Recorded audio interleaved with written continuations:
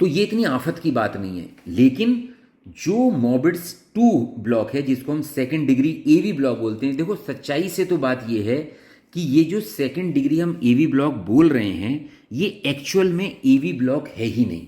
ये मिसनोमर है जो अब बस यूज हो रहा है तो हो रहा है। एक्चुअली सिस्टम प्रॉब्लम हो रही है पुरकंजी फाइबर्स में या एवी नोड से नीचे। तो जब एवी नोड में प्रॉब्लम ही नहीं है तो हम इसको एवी ब्लॉक बोल ही क्यों रहे हैं? तो यही मैं समझाना चाह रहा हूं। जो मॉर्बिड्स 2 ब्लॉक है, बेसिकली ये सेकंड डिग्री एवी ब्लॉक बोलते हैं, लेकिन एक्चुअली में ये मिसनॉमर है। खैर, दूसरी बात, जितना लीजन डिस्टल होता चला जाएगा उतना ही क्यूआरएस कॉम्प्लेक्स वाइड होता चला जाएगा।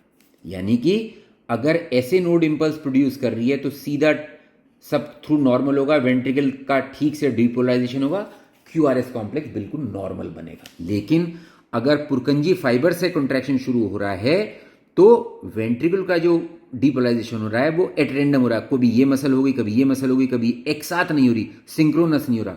तो ऐसे में क्यूआरएस वाइड हो जाएगा।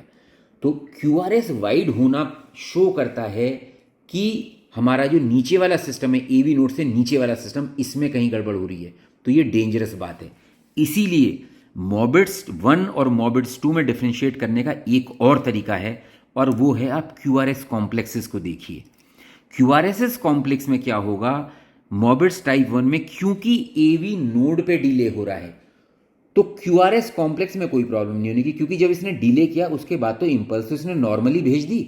जब नॉर्मल इंपल्स नीचे चली गई तो वेंट्रिकुलर कॉन्ट्रैक्शन भी नॉर्मल हुआ। जब वेंट्रिकुलर कॉन्ट्रैक्शन नॉर्मल हुआ तो भैया क्यूआरएस कॉम्प्लेक्स भी नॉर्मल होगा। ऐसा मॉर्बिड्स टाइप 2 में नहीं है। क्यों? क्योंकि इसमें जो लीजन है वो नीचे की तरफ है। जब लीजन नीचे होगा तो क्यूआरएस वाइड होगा। तो मॉर्बिड्स टाइप 2 में मॉर्बिड्स टाइप 1 के कंपैरिजन में क्यूआरएस कॉम्प्लेक्स वाइड होंगे।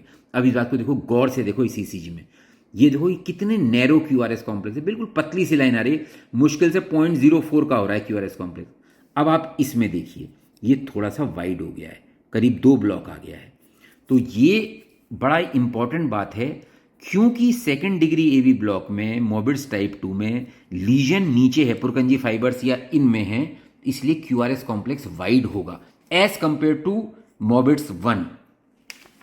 तो अब ये जो पेशेंट है जो 2:1 ब्लॉक का है, इसमें हमें डिफ्रेंशिएट करना बहुत मुश्किल है कि टाइप 1 है या टाइप 2 है। लेकिन एक तरीके से हम सोच सकते हैं, अगर क्यूआरएस कॉम्प्लेक्स नैरो है तो शायद ये मॉर्बिड्स 1 हो सकता है। लेकिन ये